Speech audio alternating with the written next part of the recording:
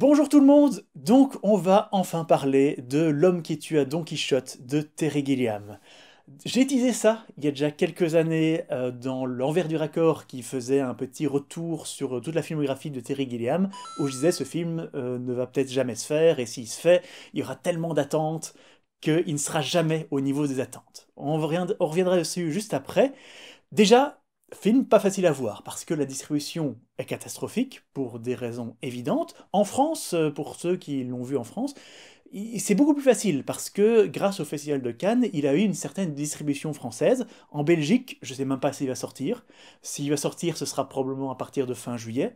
Heureusement, j'ai pu le voir lors de l'ouverture d'un nouveau festival en Belgique, qui est donc le BRIF, qui est donc le Bruxelles International Film Festival, qui n'est pas le BIF auquel je vais chaque année, parce que le BIF c'est le Bruxelles International Fantastic Film Festival. Donc ici il y a une première édition du BRIF, et j'ai pu voir le film présenté par Terry Gilliam lui-même. Il y avait aussi Sergi Lopez qui était là, qui est un acteur que j'aime beaucoup grâce à sa prestation dans Le Labyrinthe de Pan, et il y avait aussi l'actrice principale dont malheureusement je ne me souviens plus du nom. Le tournage de ce film est toujours catastrophique et c'est toujours le bordel, hein. C'est pour ça que la distribution ça va pas, parce que Terry Gilliam, en plus d'avoir fait un AVC en plein milieu du Festival de Cannes avant de présenter son film, mais visiblement il s'en est plutôt pas mal sorti parce qu'il y a des gens, des AVC, ils en sortent paralysés ou ils en meurent évidemment.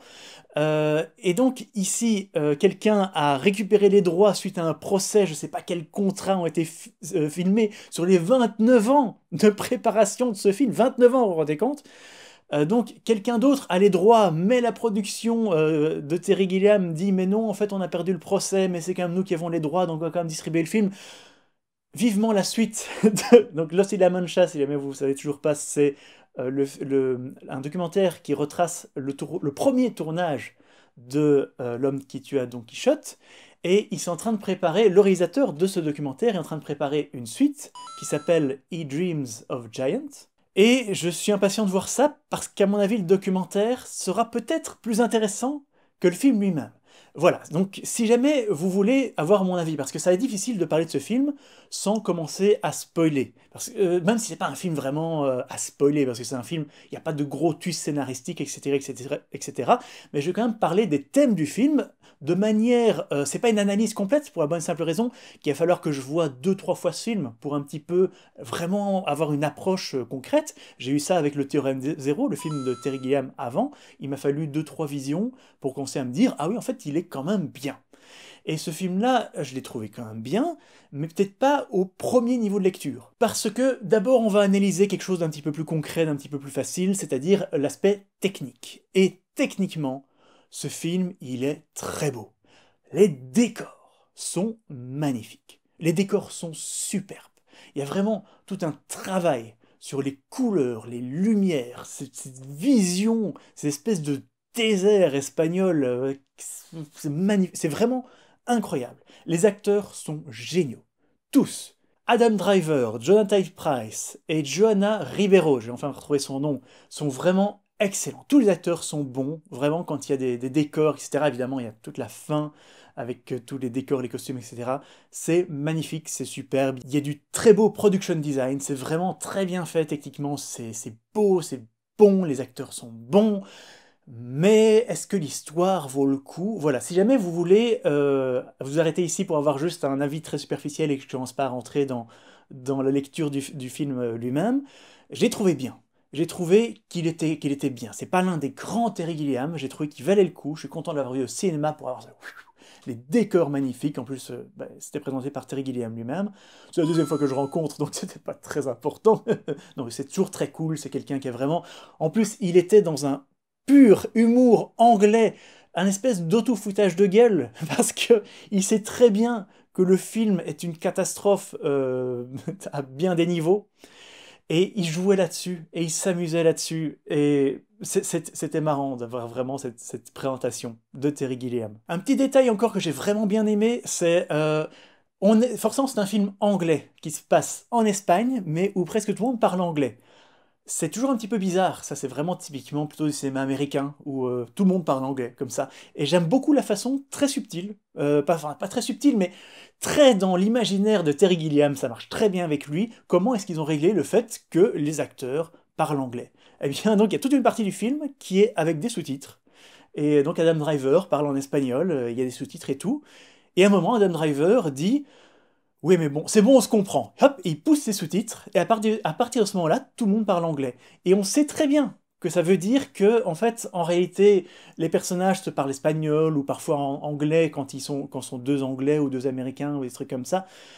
Mais ça n'a pas d'importance. Et donc, on reste dans une seule langue, mais on sait qu'en fait, c'est un jeu artificiel. Et ça, j'ai beaucoup aimé la façon dont ils ont fait.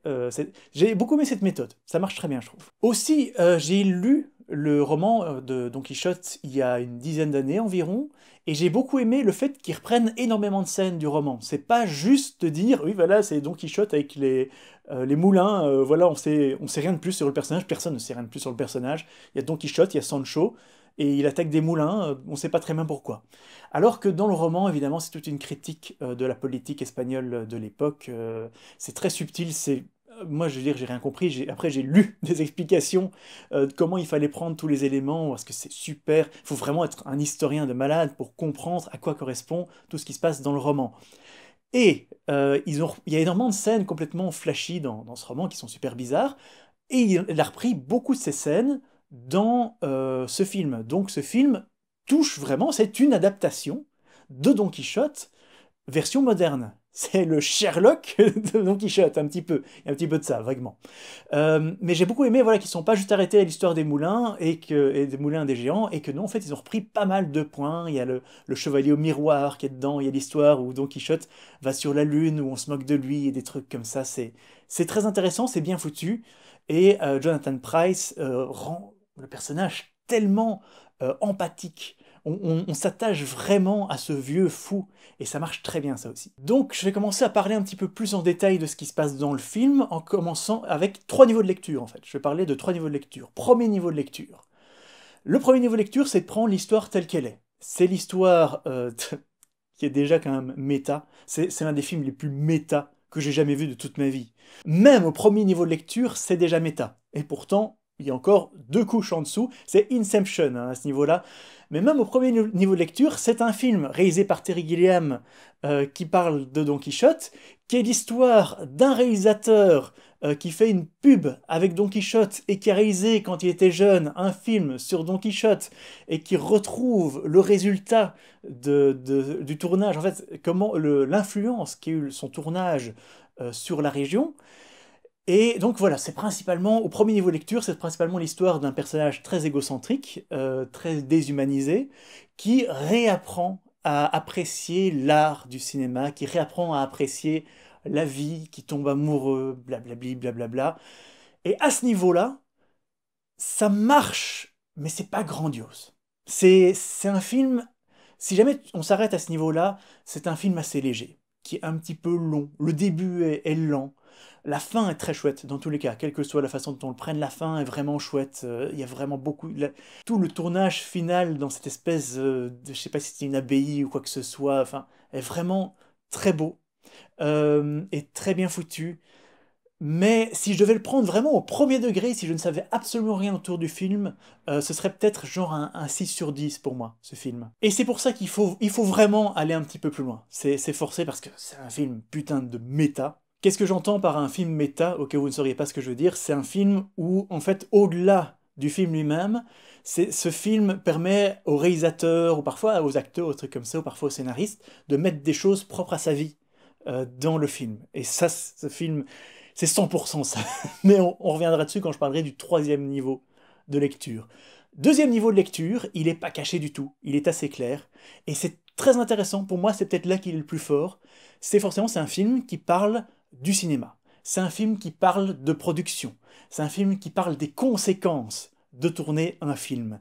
Et là, c'est très bien fait, et c'est très intéressant. Ça parle de quotas. Au début, il y a Toby, qui est donc le personnage principal, qui est joué par Adam Driver.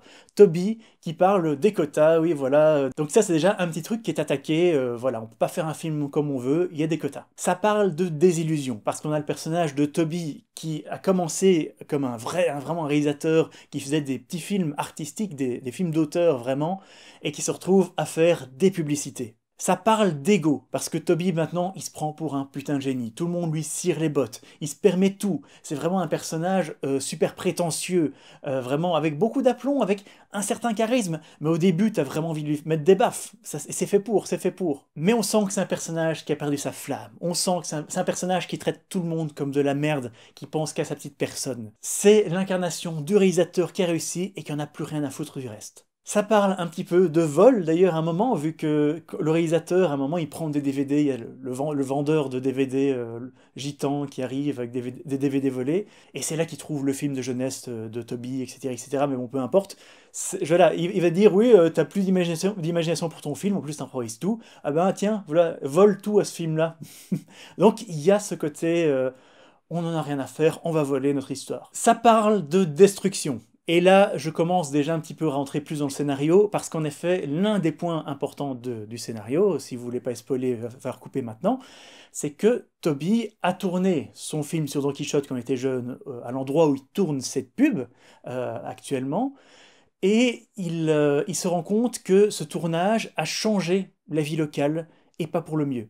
Sancho est mort, Don Quichotte est fou, la jeune fille qu'il a connue à l'époque, qui avait 15 ans à l'époque, a voulu devenir actrice, je reviendrai là-dessus plus tard, mais voilà, sa vie a complètement changé. Ses parents sont devenus, enfin son père est devenu un alcoolique complètement désespéré. Les gens locaux, personne n'a profité vraiment de ce film, même pas lui-même en fait, même pas lui-même n'a profité de ce film qui a été tourné sur place.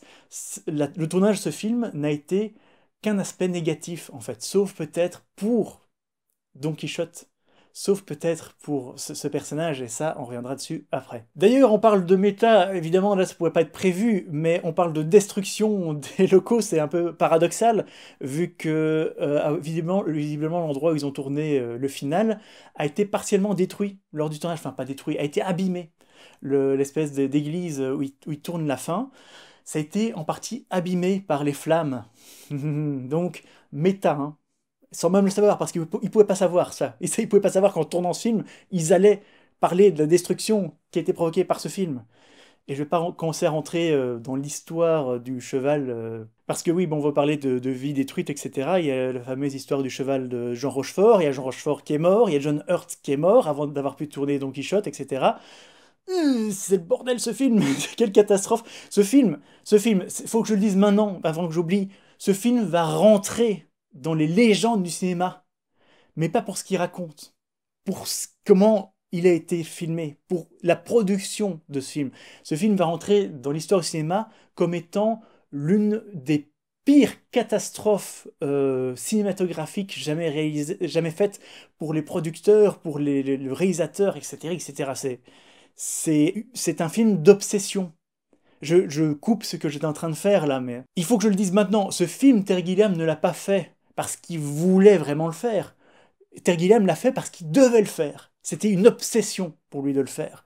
C'est pas qu'il s'est dit qu'il allait faire le plus grand film de tous les temps, c'est qu'il s'est dit qu'il fallait qu'il le fasse. Je reviens sur Orson Welles dans 5 minutes. Parce que pour revenir sur les thèmes au deuxième niveau de lecture, on parle de rêve, parce qu'on a Maria. Et Maria, elle veut devenir une actrice, elle a 15 ans, elle rencontre Toby, elle se dit elle va devenir la plus grande actrice, Toby la pousse, et elle part pour Madrid, elle part pour Cannes, elle part pour tout, et elle devient Call Girl. Et c'est une histoire qui doit se retrouver beaucoup. Et c'est une histoire vraie. Et c'est une histoire de comment le cinéma peut détruire une vie. C'est l'histoire comment le cinéma peut... Il y a ce film, la plupart des sous-textes sont très négatifs. Et ce qui n'est pas étonnant, vu que le bordel que ça a été. Ce film parle de production et de ce qu'il faut faire, comment il faut se rabaisser pour sortir à la thune des producteurs. Parce que le mari de Maria, qui est un espèce de mafieux russe, qui doit donner de la thune pour la pub, eh bien, nom de Zeus, quel personnage caricatural. Beaucoup de personnages sont caricaturales. Toby est caricatural, et le russe est super caricatural. Mais à quel point c'est une dénonciation de... Tu veux de la thune? Eh bien, t'as intérêt à lécher les couilles des producteurs. Et ce film, c'est ça. Toute la fin du film, c'est ça. À quel point es-tu prêt à te rabaisser, à te mettre à genoux, à lécher les bottes, au sens premier du terme, pour avoir la thune pour faire ton film? Ce film, ça parle de problèmes, parce que tourner un film, ce n'est pas anticiper les problèmes, c'est arriver à improviser quand un problème arrive. Et à nouveau, méta, pour là je dois forcément parler de... Ça spoil rien, mais c'est un petit élément à la fin, où le tournage de la pub est annulé, parce qu'il pleut dans une région où il ne pleut jamais en cette saison. Et c'est forcément ce qui est arrivé à Terry Gilliam pendant le tournage, le premier tournage que l'on voit dans Lost in La Mancha, et c'est ce qui arrive à Toby. C'est méta, je disais, ce film parle de Terry Gilliam. Et là, ce film parle aussi d'acceptation. Parce que le cinéma, c'est ça. Le cinéma, c'est des problèmes. Le cinéma, c'est de la destruction. Le cinéma, c'est des gens qui perdent leur vie. Le cinéma, c'est plein de problèmes. Mais c'est une folie qu'il faut accepter. Le cinéma, c'est de la folie. Le cinéma, c'est une folie et il faut l'accepter parce que c'est... Et Terry Gilliam nous l'a dit juste avant le film. Il nous l'a à nouveau dit, c'est pas la première fois que j'entends dire ça. Mais le cinéma, c'est la réunion de tous les arts. La musique, l'image, tout ça, tout se retrouve dans le cinéma. Le cinéma, c'est incroyable, c'est horrible et c'est merveilleux à la fois. Le cinéma, c'est fou. Et le cinéma, il faut l'accepter avec tout ce qu'il est. Il faut accepter tout ce qu'il est, les bons et les mauvais côtés. Et c'est ça le message final du film. C'est ça la folie finale des personnages qu'on accepte et que Toby accepte. Et voilà, vraiment, c'est surtout de ça que parle le film. Ça, c'est le deuxième niveau de lecture et il faut le voir. Et c'est pas caché, mais c'est important. Et ce film, le troisième niveau de lecture, c'est forcément un petit peu de la vie de Terry Gilliam. Parce que il s'est battu contre des moulins. Il s'est battu contre des géants. Et il a fait ce film. Et je l'ai vu. Il est fier de ce film. Il est fier de l'avoir fait. Il a bousillé sa carrière, il s'en fout, il est vieux. Sa carrière est finie. Terry Gilliam, il fera plus de films. Il a perdu toute la confiance du monde du cinéma en faisant ce film. Mais il l'a fait. Et il voulait le faire. C'était son obsession. Il l'a fait, c'est fini. Et ce film, ça parle de Terry Gilliam. Il y a tellement d'éléments de sa vie qui sont mis dedans. Il y a des éléments qu'on peut retrouver dans Lost in La Mancha qui se retrouvent dans Terry Gilliam. Et évidemment, c'est l'histoire un petit peu du Don Quichotte d'Orson Welles. Qu'est-ce que le Don Quichotte d'Orson Welles? Donc Orson Welles, il a filmé presque toute sa vie un Don Quichotte. Les tournages s'est étalé sur des années. Et il filmait une scène par-ci, une scène par-là.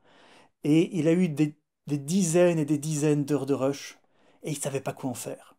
Et il a jamais fini ce film. Et donc là, ce que je tiens en main, c'est une version qui a été remontée par Jess Franco pour donner quelque chose de relativement crédible, une histoire, une espèce d'histoire relativement crédible, qui est pas très bonne, qui est pas très crédible, parce que ce film a jamais été fini par Orson Welles. Il savait même pas ce qu'il voulait vraiment faire. Et je veux dire, quand on voit Don Quichotte dans L'homme qui tua Don Quichotte, qui frappe sur une voiture avec sa lance, c'est ça. C'est ce Don Quichotte-là qui est référencé immédiatement. Tous les personnages de ce film sont une part de Terry Gilliam, sont sa vision du monde, sa vision du cinéma surtout. Et surtout, ce vieux Don Quichotte qui est complètement fou et qui sait qu'il est fou et qui maintiendra son rôle jusqu'à la fin de sa vie. Jusqu'au bout de sa vie, il vivra pour cette folie, il vivra pour ce rôle parce que cette folie est plus rassurante que le monde réel. C'est Terry Gilliam. C'est ça. C'est ça ce film. Ça, c'est le troisième niveau de lecture. Ce film, c'est la vie de Terry Gilliam. Et c'est cool. Et la moralité, c'est qu'en fait, ce film, je l'ai trouvé vraiment bien. Je l'ai trouvé bien, j'ai trouvé touchant. J'ai vu vraiment ce qu'il voulait dire. J'ai trouvé ça beau. Mais si jamais je mettais ce film dans les mains de quelqu'un qui n'est pas spécialement cinéphile, il va pas comprendre. Il va trouver ça chiant. Le début est un petit peu chiant. Il faut vraiment attendre la moitié du film pour que ça démarre. Pourtant, j'aime beaucoup la façon dont ce film nous emporte dans la folie. C'est ça, parce qu'on sait de moins en moins ce qui est vrai et ce qui est imaginaire. Et c'est ça le cinéma. C'est ça, un film. C'est nous faire perdre les notions du réel. Et je crois que vous avez compris l'idée, parce que là je me répète un petit peu, mais c'est ça, voilà. Don Quichotte, faut comprendre de quoi il parle. Et c'est bien. C'est un bon film. Est-ce que c'est un film qui valait 29 ans d'attente? Non. Non. Est-ce que c'est le meilleur film de Terry Gilliam? Loin de là. Très loin de là. Mais c'est un bon film. Et il l'a fait. Il a failli mourir avant. Il a fait son AVC. Il a relancé la production, je sais pas combien de fois, avec je sais pas combien d'acteurs, mais il l'a fait. Et rien que ça, c'est quelque chose. Voilà, vous avez mon avis sur ce film, ça devait être beaucoup plus organique. Je pouvais pas faire une critique froide, carrée. Non, je devais cracher un petit peu mon cœur devant la caméra. Et c'est ce que j'ai fait. Et c'est un film, si vous avez l'occasion de le voir en salle, je le conseille, parce que c'est beau. Et je conseille de le voir, mais il faut comprendre de quoi il parle. Sinon, ça vaut pas le coup. Là-dessus, je n'ai plus qu'à vous dire bye bye bye bye, et regardez-vous un bon Terry Gilliam, quel qu'il soit.